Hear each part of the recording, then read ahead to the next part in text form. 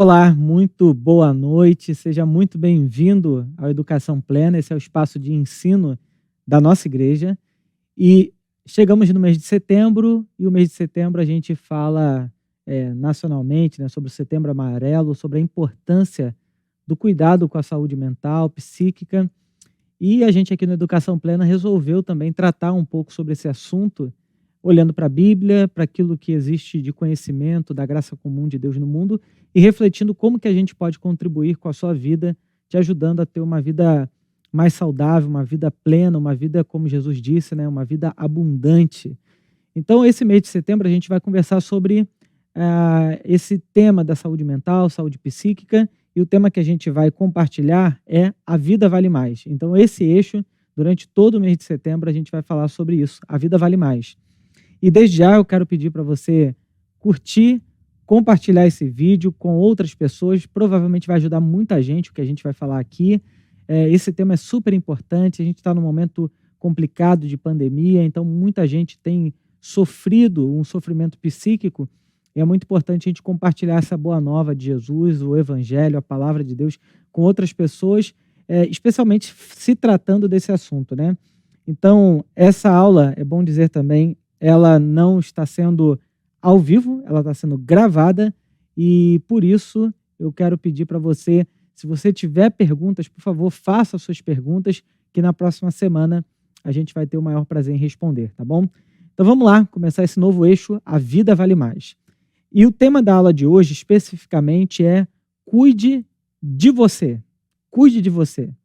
E eu quero ler o texto de 1 Timóteo, capítulo 4, versículo 16.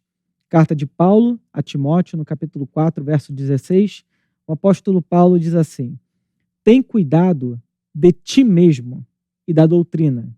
Continua nesses deveres, porque fazendo assim, salvarás tanto a ti mesmo como aos teus ouvintes.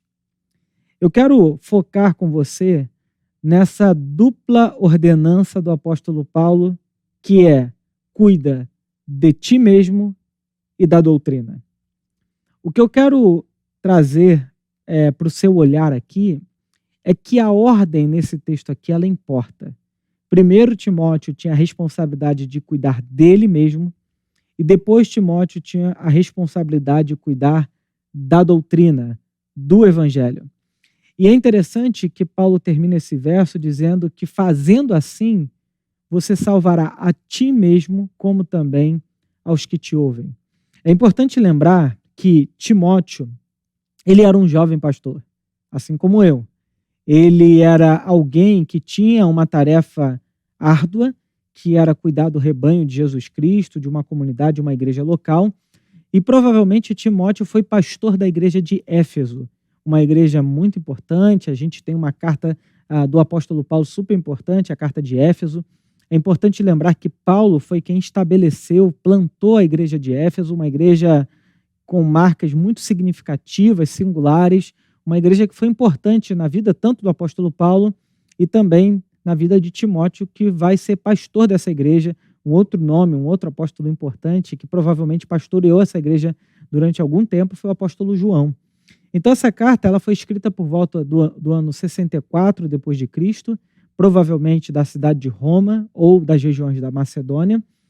E Paulo tem por objetivo nessa carta ensinar a Timóteo a como ele deveria cuidar do evangelho na igreja, como deveria ser a adoração na igreja, o culto, a vida litúrgica, a vida pública da igreja, como que Timóteo deveria estabelecer, quais os critérios para estabelecer a liderança da igreja.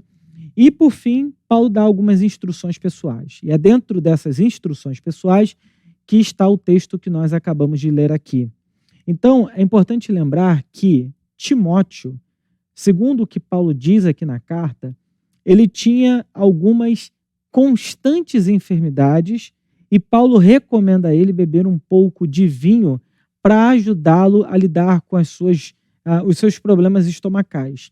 Então é importante perceber aqui que Paulo está cuidando de Timóteo, não só como um pregador ou como alguém que está liderando uma igreja, mas principalmente da vida de Timóteo como um todo, Paulo não está só interessado que Timóteo seja um grande pregador, que Timóteo seja um grande líder, que Timóteo só pastoreie bem a igreja. Paulo está preocupado com a vida de Timóteo, com a saúde dele.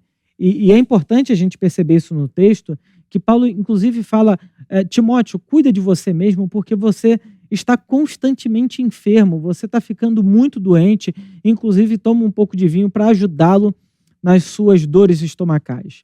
Obviamente, a gente está falando de um contexto de um mundo de 2000 anos atrás. A ciência, tudo que a gente tem de tecnologia, tudo que a gente tem de produção científica era muito rudimentar, era muito simples. Então, o que Paulo recomenda a Timóteo, imagina, Timóteo, tome um omeprazol para ajudar no seu estômago. Era mais ou menos isso. Paulo está ajudando Timóteo a lidar com a vida dele, porque Paulo diz o seguinte, Timóteo, se você cuidar bem de você, você vai salvar você, como também aqueles que te ouvem. Então, cuida de ti mesmo e também da doutrina. Nesse período agora que a gente vai passar junto estudando sobre esse tema, a vida vale mais. A gente não está falando de qualquer vida, a gente está falando da sua vida. A sua vida importa, não só a sua vida espiritual, mas a sua vida como um todo importa para Deus. Quando Jesus fala, eu vim trazer vida e vida abundante, Jesus não estava falando isso só sobre uma realidade futura, mas sobre também uma realidade presente. Então, é muito importante você entender que você, como ser humano, que você, como indivíduo, você precisa se cuidar. Cuida de ti mesmo. Algumas coisas para a gente refletir sobre o momento que nós estamos passando. A gente está vivendo um período de pandemia de coronavírus, mas a gente sabe que dentro desse período da pandemia de coronavírus, muitas outras complicações surgiram, emergiram. E uma das mais significativas, sem sombra de dúvidas, é uma pandemia silenciosa de doenças psíquicas. A professora de epidemiologia, Marilisa Barros, ela é uma professora da Unicamp, e a FAPESP, que é um instituto que faz publicação de dados científicos, incentivo também aos estudos do estado de São Paulo, revelou para a gente, e esse estudo eu tirei de lá, a minha fonte é a FAPESP, que 37% dos fumantes aumentaram o consumo de cigarro durante a pandemia.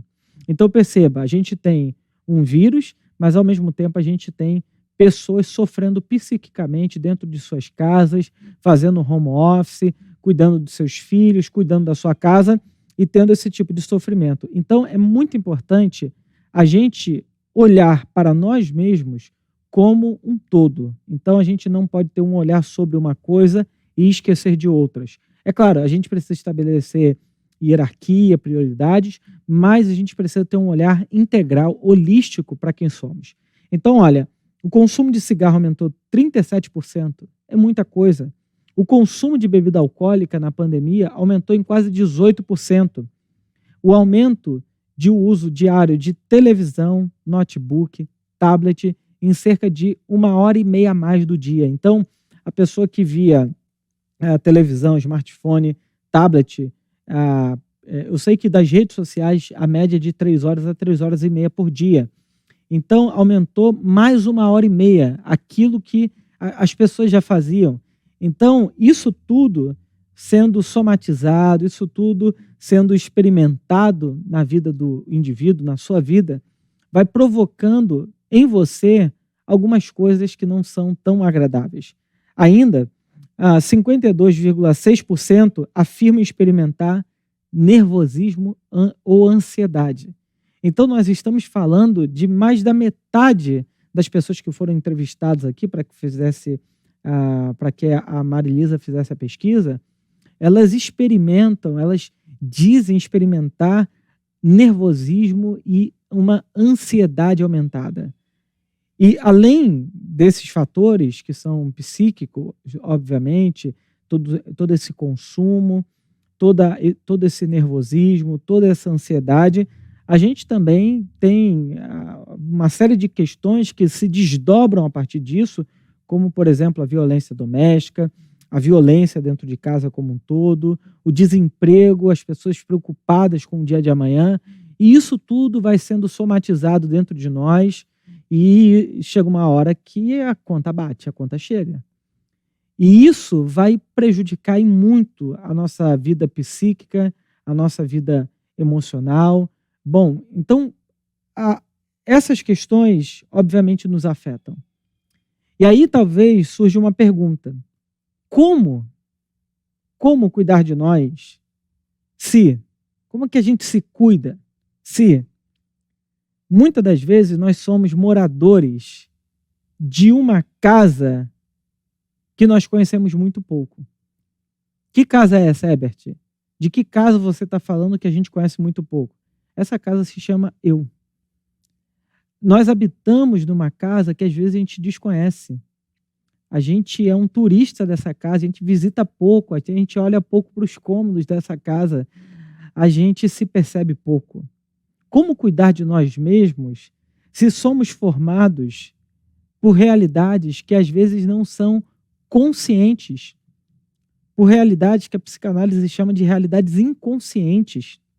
Essa, sem sombra de dúvidas, foi uma grande descoberta de Freud na psicanálise e depois dos outros teóricos da psicanálise, que vai mostrar para nós, que vão mostrar para nós, que o ser humano ele não é feito somente de uma realidade objetiva, material, daquilo que é visto, mas o ser humano também é formado de conteúdos que lhe são inconscientes. E essas realidades inconscientes vêm para fora. Um dos casos clínicos interessantes são pessoas histéricas. E a histeria, quando vira uma conversão no corpo, a pessoa trava um braço, sente dores musculares no mesmo lugar, sempre, da mesma maneira. E aí você vai ao médico, faz todos os exames e, do ponto de vista clínico, você está perfeito, não tem nenhum problema acontecendo objetivamente, olhando os seus hormônios, olhando tudo, nada acontece. Mas o problema é que, como somos formados também por realidades inconscientes, essas realidades se somatizam no corpo, algumas delas, né? Outras pessoas que não são o caso dos histéricos, que fazem uma conversão histérica no corpo, mas daqueles que são neuróticos obsessivos, que a sua mente trabalha o tempo todo e você começa a criar realidades, coisas, situações na sua cabeça, isso vai te cansando, isso vai te minando, vai tirando a sua energia e você não sabe, parece que você está num labirinto, não sabe para onde ir. Realidades inconscientes incidindo no sujeito, na sua vida. Nós somos uma sociedade que se escuta muito pouco. Então, hoje, com redes sociais, com internet, YouTube, Instagram, Facebook, a gente fala muito, mas dificilmente a gente para se ver, para se ouvir, para se escutar. Então, eu fico com a sensação que muitos de nós se parece com aquelas mesas de bar que o som está alto, todo mundo falando alto, você fala e parece que você não consegue se ouvir. Isso é muito prejudicial quando a gente não percebe os sinais, os sintomas que o nosso próprio psiquismo vai dando para a gente vai tolerando aquilo, escondendo, recalcando, colocando em outro lugar, não à vista, e você não vê o que está acontecendo. Então, quando a gente não se escuta, a gente não se enxerga, a gente não se vê, isso é muito problemático. Então, como cuidar de nós? E aí, de maneira um pouco mais técnica daquilo que eu tenho estudado em psicanálise, que eu tenho achado muito interessante, para você ter uma noção bem simples, eu estou trazendo uma imagem aqui, que talvez você conheça bem, que é de um iceberg, e para dentro da psicanálise, né, a gente tem três partes, vamos dizer assim, né? A primeira tópica do Freud, você tem três partes dentro do seu funcionamento psíquico. A primeira é a consciente, é a que está fora aqui, a parte de fora do iceberg, essa parte que são as suas memórias, os seus pensamentos, as suas emoções, é aquilo que você consegue lembrar, reconhecer, está aqui, está fácil. Você está vendo, é isso que eu estou vendo aqui, é o meu consciente, é a minha vida em estado de vigília, é aquilo que eu consigo enxergar da realidade, é o que eu estou vendo agora, é o que eu estou vivendo agora, é o que está acontecendo agora ao meu redor. Esse estado é o estado consciente, as emoções que eu sinto durante o dia, a raiva, o estresse, a alegria, a felicidade, a euforia, a tristeza, o prazer, o desprazer, fazem parte da vida consciente. No entanto, existe uma outra parte um pouco mais abaixo, que é o pré-consciente.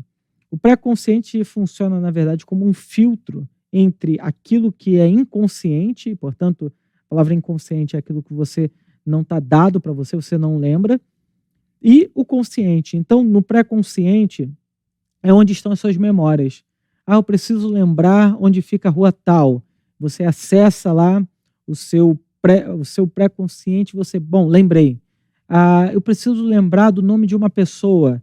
Bom, aí você acessa lá, lembrei. Isso é o pré-consciente. Você vai buscar nas suas memórias, nos seus conhecimentos, nas suas lembranças vagas. Isso é o pré-consciente, atuando, agindo. Então, e existe uma outra realidade, que essa aqui é talvez a mais desafiadora da gente pensar nela, que é o inconsciente.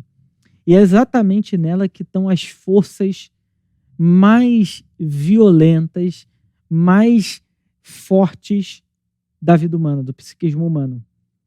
É aqui no inconsciente que estão as forças propulsoras da vida, os recalcamentos, as pulsões inatas, as pulsões agressivas. É de onde surge a fobia. Você, por exemplo, olha um cachorro e sente pavor daquele cachorro e você não lembra, talvez nem por que você sinta pavor. Olha uma barata, um bicho, te dá asco, te dá nervoso, te dá pavor. Isso tudo está nessa região que na psicanálise a gente fala de inconsciente. Os teus desejos. Por que você deseja o que deseja? Por que você gosta do que gosta? Por que as pessoas tendem, às vezes, a se relacionar com o mesmo tipo de pessoa, o mesmo padrão, e às vezes, conscientemente, ela diz, não é isso que eu quero, mas acaba se envolvendo com a mesma situação, com a mesma relação. Bom, é o nosso inconsciente governando a nossa realidade consciente. Então, para a teoria psicanalítica, obviamente, eu não estou falando aqui de outras teorias do psiquismo humano, tem a teoria cognitivo-comportamental, a psicologia positiva, a logoterapia. Existem muitas visões sobre quem é o ser humano. E aqui eu estou traçando um caminho daquilo que eu tenho estudado e que, bom, consigo fazer uma ponte com aquilo que eu entendo da teologia, né? Então, a gente tem essas dimensões dentro de nós. O ser humano, a gente conhece talvez mais do universo do que desse universo interno aqui. E isso é muito ruim quando isso acontece. Então a gente precisa ter esse auto-olhar para se cuidar. Então quando Paulo diz a Timóteo, cuida de ti mesmo, a gente precisa entender que esse autocuidado, ele passa por muitas camadas, ele passa por muitas etapas que às vezes não estão tão claras para nós, mas é importante que você se conheça. Bom, quem somos? Essa é uma pergunta importante. Eu falei aqui que nós somos governados por realidades inconscientes, mas muita gente acha que consegue resolver tudo com a cabeça, com a mente.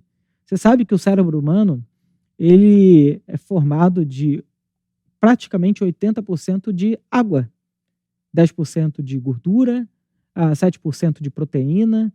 O cérebro humano, a gente dá uma grande importância para ele, mas ele é formado, boa parte dele, por água. Será que dá para confiar cegamente no que a nossa mente pensa? Por exemplo, Descartes fala, né? Penso, logo existo.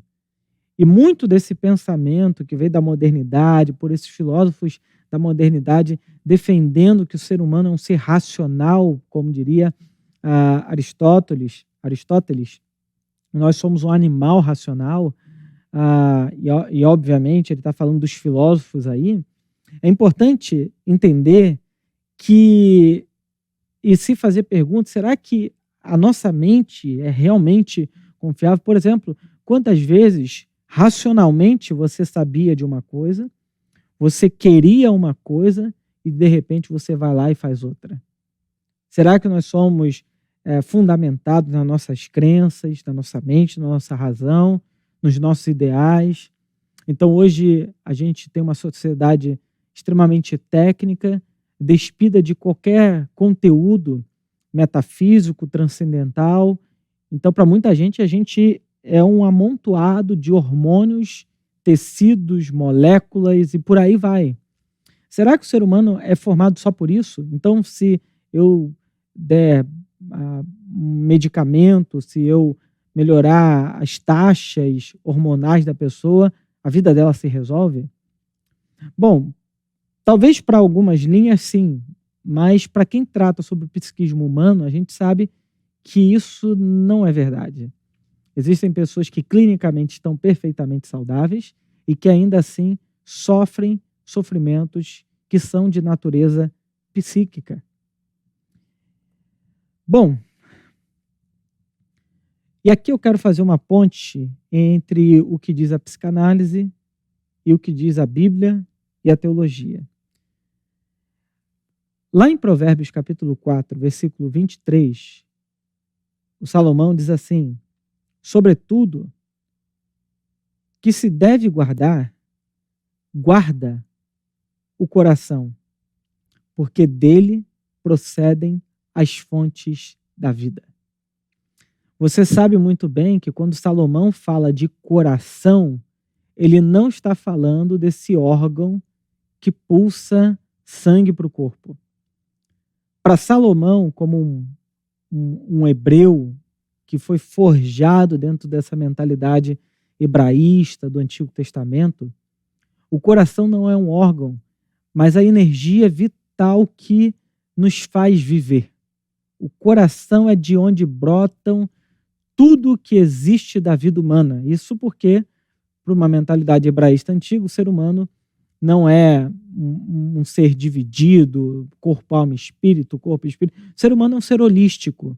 Quando a Bíblia diz que Deus fez o ser humano e soprou nele fôlego de vida, e esse se tornou uma alma vivente, no hebraico é dito que ele se tornou uma nefesh hayah, um ser vivo, um ser integral, um ser todo, um ser completo.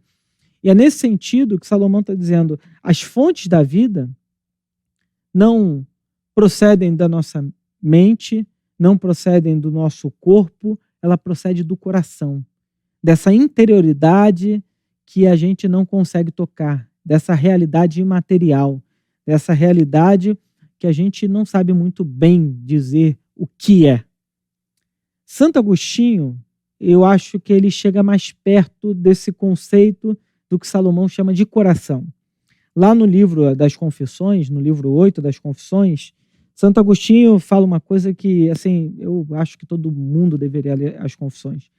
Mas ele diz assim: a alma, e aqui Santo Agostinho está dizendo que a alma, então, é o que governa o corpo. Ele diz: a alma comanda o corpo, e este lhe obedece imediatamente. Comanda-se a si mesma, e esta resiste. A alma ordena a mão que se mova, e a obediência é tão fácil que mal se distingue a ordem e a obediência. O que Santo Agostinho está dizendo é que o que governa o que governa o corpo é essa realidade da alma, daquilo que Santo Agostinho chama de alma. O que no século XIX, Freud, que é esse médico psiquiatra, estudando pelos métodos científicos o que acontece dentro do ser humano, vai chamar de inconsciente. Ele vai dizer que nós somos governados por realidades inconscientes. Então, quando a gente fala cuida de ti mesmo, hoje no século XXI, tendo a gama de conhecimento que a gente tem sobre o corpo humano, sobre a química, biologia, sobre tudo que está ao nosso redor, sobre essa gama de conhecimento que a graça comum de Deus providenciou que os seres humanos pudessem descobrir, a gente tem que... É importante que a gente se olhe com esse olhar holístico, com esse olhar que abrange esses outros conhecimentos que, de maneira muito rudimentar, Salomão vai dizer que é o coração, que de maneira ainda muito simples, Santo Agostinho vai falar que é uma alma, e aquilo que a psicanálise e os psicanalistas modernos têm chamado de inconsciente. Essa realidade intangível e imaterial. Se você abrir o ser humano, você não vai encontrar o inconsciente dele ali, mas que move tudo. Talvez eu ouvi isso de um médico psicanalista muito importante aqui no Brasil, ganhou o prêmio Jabuti, ganhou muitos prêmios, dizendo que talvez a física quântica possa nos mostrar melhor essa relação com a energia, bom, isso é estudo para frente, mas talvez consiga encontrar melhor isso que a gente chama de inconsciente. Mas não é sobre isso que eu quero falar. O que eu estou falando é que nós somos governados, alimentados por essas realidades que às vezes a gente não consegue perceber. Você sabe o que sabe e diz: por que eu sou assim? Por que eu repito isso? Por que eu faço da mesma forma? Eu já tentei, eu já lutei, eu quero mudar, mas parece que eu não consigo. Então é importante entender que cuidar de si mesmo também passa por esse olhar, talvez psicanalítico, de que você é governado por realidades que você nem mesmo conheça. Então é nesse sentido que eu digo que nós habitamos uma casa que talvez a gente não conheça bem. Talvez a gente não saiba bem o que tem dentro dela. Bom, a pergunta é: o que fazer então? Como é que a gente cuida de nós mesmos? E aí eu quero dar 3 dicas. São 3 dicas mesmo, tá? Bom, em primeiro lugar, a primeira dica é: tenha uma espiritualidade viva. O que eu estou dizendo aqui é que a gente pode frequentar a igreja e não ter uma espiritualidade viva. Quando Paulo está escrevendo a Timóteo, lá no 1 Timóteo, capítulo 4, versículo 8, ele diz assim: a piedade, porém, para tudo é proveitosa, porque tem promessa da vida presente e da futura. O que Paulo está dizendo é que uma vida de piedade, uma espiritualidade viva, tem promessa para o agora e para a eternidade. Isso não é maravilhoso? Descobrir que a Bíblia fala que a piedade é uma coisa que nos ajuda a viver uma vida abundante aqui agora? Bom, talvez você diga: mas é a Bíblia dizendo isso. Há uma infinidade de artigos, de livros, de trabalhos científicos, de pessoas que às vezes não são nem cristãs ou têm alguma religião, mostrando como que pacientes em estado de sofrimento suportam melhor, saem melhor de sofrimento psíquico, físico, porque nutrem uma espiritualidade viva. Como que pessoas que têm uma viva espiritualidade suportam melhor processos difíceis, de luto, por exemplo? A espiritualidade, ela não é só uma coisa que a gente faz no culto. Ela é muito importante para a vida. Por exemplo, Martinho Lutero dizia o seguinte, que se ele não orasse pela manhã, o diabo venceria o dia inteiro. Então, quando a gente tem uma espiritualidade viva, uma vida de oração, a gente ama estar no culto, ler a Bíblia, trazendo ela para dentro do coração, para a vida, praticando Lectio Divina, que são leituras orantes da Bíblia, você mantendo uma espiritualidade viva, ter momentos de silêncio na presença de Deus, e isso vai te ajudar muito para que você tenha uma vida um pouco melhor, ok? Eu quero indicar um livro chamado Espiritualidade Emocionalmente Saudável. Espiritualidade Emocionalmente Saudável, de Peter Scazzero. Vale muito a pena, ler esse livro, vai te ajudar muito a organizar um pouco a sua vida interior.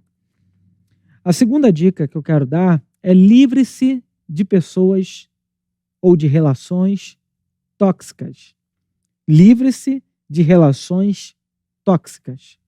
O que eu quero dizer com isso é que você vai dizer assim: mas como um cristão vai se livrar de relações tóxicas? É importante entender o seguinte: Jesus amava todo mundo. Ele morreu na cruz do Calvário por toda a humanidade e pela humanidade de todos os tempos e épocas e culturas. Jesus morreu por todos. Mas a gente lê na Bíblia que ele gostava de alguns. Então Jesus tinha algumas pessoas perto, seus discípulos, Marta, Maria, Lázaro, que quando Lázaro morreu, Jesus chorou. Então tem algumas pessoas em torno de Jesus que ele gostava, que ele chora no funeral dessas pessoas, ele se compadece delas. Jesus gostava, mas tinha um outro grupo que era o de amigos, que conheceu a intimidade de Jesus. Então Jesus amava a todos. E amar não é abraçar. Amar é se importar. Então eu amo quando eu me importo. Eu amo quando eu cuido. Eu amo. O amor é como a parábola do bom samaritano. Ele viu alguém à beira do caminho, precisava de ajuda, pegou o moribundo, levou para o hospital, pagou as despesas, fez tudo o que podia, ele amou. Mas sem dizer uma palavra, sem dizer que amava, sem abraçar, sem ser afetuoso. A gente que é brasileiro gosta muito disso. Mas o amor não está aí. O amor pode ser demonstrado pelos afetos, mas ele é, sobretudo, uma atitude de serviço, uma atitude, uma demonstração. Então, Jesus amava todo mundo. Ele morreu na cruz do Calvário por toda a humanidade. Gostava de alguns. Tenho certeza que Jesus não gostava de todo mundo. Provavelmente Jesus não gostava muito de fariseu, de alguns. Alguns ele comeu na casa, mas outros ele não queria muito perto. E Jesus era amigo de poucos. Pouca gente vinha para a sua vida íntima. Então é importante você diferenciar a sua vida pública da sua vida privada, da sua vida íntima. Essas três esferas não podem se confundir. Então tem gente que está na minha vida pública, amigo de trabalho, tem gente que está na minha vida privada, vai na minha casa, está perto, a gente sai para jantar, comer uma pizza. E existe a minha vida privada, que é com quem eu abro o meu coração, com quem eu converso, com quem eu falo das minhas intimidades. Então, quando a gente mistura esses lugares, a gente pode prejudicar a nossa vida. E, de repente, a sua vida íntima ser exposta numa realidade pública que não tinha necessidade de ser, mas por uma infantilidade, por achar que todo mundo tem que fazer parte da sua vida íntima, você confunde as relações e prejudica a sua própria vida. Ou de pessoas que talvez naquele momento você tem que se afastar. Eclesiastes fala que há tempo para tudo. Há tempo de abraçar, mas há tempo de se afastar. Há tempo de rir, há tempo para chorar. Então, de vez em quando, para você não se maltratar, para você não se machucar, você precisa, mesmo que momentaneamente, em alguns casos sim, é uma ruptura radical, se livrar de relacionamentos tóxicos, daquilo que te faz mal, daquilo que suga a tua energia, daquilo que te coloca para baixo, daquilo que te humilha. Você sai do ambiente e fala assim, por que que eu fui fazer lá de novo? Eu saio mal, eu saio triste, eu fico num estado horrível. Então, livre-se de relações tóxicas. Em terceiro lugar, talvez uma das coisas mais importantes é buscar ajuda profissional. Cuida de ti mesmo. Mantém uma espiritualidade viva. Cuida de ti mesmo. Saia de relacionamentos tóxicos. Cuida de ti mesmo. Busca ajuda profissional. Bom, Paulo fala para Timóteo, olha, não continue a beber somente água. Tome também um pouco de vinho por causa do seu estômago e das suas frequentes enfermidades. Como eu disse no começo, a aspirina da época, o omeprazol da época, era isso aqui que Paulo está recomendando. Hoje, eu não preciso, para ser fiel à Bíblia, estou com dor no estômago, porque está escrito na Bíblia, tomar um pouco de vinho. Tem remédios, tem outros meios, tem outros mecanismos. A gente descobriu muito mais coisa. E a gente pode abraçar tudo isso como fruto da graça de Deus espalhada pelo mundo, Deus dando capacidade a pessoas de produzir ciência, de produzir bem para o mundo, de produzir vacina. Então é fruto da graça comum. E uma dessas atuações, dessas profissões que produzem bem para a nossa vida são os terapeutas, psicólogos, psiquiatras, psicanalistas. A terapia, no geral, ela nos ajuda a lidar melhor com quem somos, a descobrir essa casa que está dentro de nós, as nossas potencialidades e os nossos problemas. É lidar com isso, olhando de frente, acendendo a luz de dentro da casa. Eu ouvi uma vez de um professor, ele mora na Inglaterra, ele é um professor, psicanalista, há muitos anos, um doutor em psicanálise, enfim. Ele falou uma vez uma coisa que eu achei muito interessante, que ele disse o seguinte: fazer análise é como você entrar na casa da sua vida, estava tudo escuro, de repente você acende uma luz e fala: opa, o que é isso? Eu não tinha visto isso aqui. Aí acende a luz e fala: era isso que era a minha casa? Aí você olha para uma coisa e você fala assim: bom, eu não queria que aquilo tivesse aqui. E aí, no tratamento, você vai ajustando a casa, vai colocando as coisas no seu devido lugar, inclusive sabendo que tem coisas que você não gostaria que tivesse nessa casa chamada eu, que você vai ter que arrumar um lugar para ela, vai ter que saber onde colocar ela para aquilo não te prejudicar mais, mas faz parte do processo. Terapia é uma coisa muito séria, gente, e deve ser orientada por um profissional ou por uma profissional. Tem gente que fala assim: futebol para mim é uma terapia. Pode ser terapêutico, mas não é terapia. Conversar com um amigo para mim é uma terapia, pode ser terapêutico, mas não é uma terapia. Terapia precisa de um profissional para ser feito. Assim como quando você está com febre e precisa de um médico, você não vai procurar o açougueiro. Uma coisa é uma coisa, outra coisa é outra coisa. O açougueiro sabe de carne. O médico provavelmente vai saber tratar a sua doença. Então, o terapeuta é alguém que estudou, é um profissional que lida com o psiquismo humano. Então, é importante você buscar ajuda profissional. Mas, pastor, eu sou crente. Crente tem que buscar, crente pode buscar ajuda profissional? Com certeza. A gente pode, em alguns casos, a gente deve. Eu falo isso de 2 lugares. Eu sou pastor e tem gente que pensa assim: mas será que só o atendimento pastoral não é suficiente? Eu com toda certeza vou te dizer, em muitos casos, não. Em muitos casos, o que a pessoa precisa é de um atendimento profissional. Pode ser concomitante ao atendimento pastoral, mas ela precisa de um atendimento de um profissional.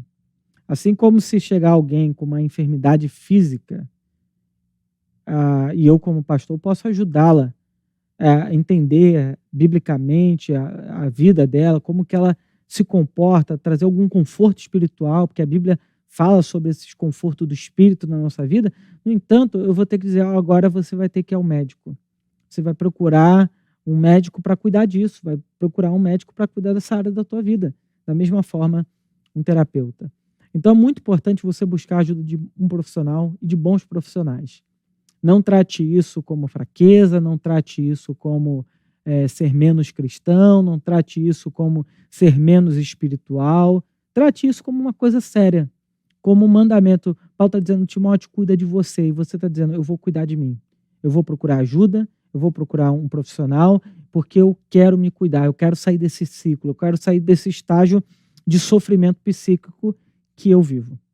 Bom, para terminar, eu quero fazer a mesma oração que o apóstolo João, lá na terceira carta de João, no capítulo 1, versículo 1 e 2, ele fez. E essa mesma oração é a minha oração para você. João diz assim: o presbítero ao amado Gaio, a quem amo na verdade, amado, oro para que você tenha boa saúde e tudo lhe corra bem, assim como vai bem a sua alma. A minha oração é para que você tenha boa saúde e que tudo lhe corra bem, assim como vai bem a sua alma. Que Deus abençoe grandiosamente a sua vida. Se você tiver dúvidas, por favor, não deixe de comentar, mandar as suas dúvidas para que a gente possa responder nas próximas aulas, tá bom? Então, essa é a primeira aula do eixo A Vida Vale Mais. E durante esse mês de setembro, a gente vai conversar e a gente quer te ajudar a como ter uma espiritualidade viva e uma saúde emocional, psíquica viva também. Que Deus abençoe a sua vida. Um grande abraço. Até a próxima terça. Tchau, tchau.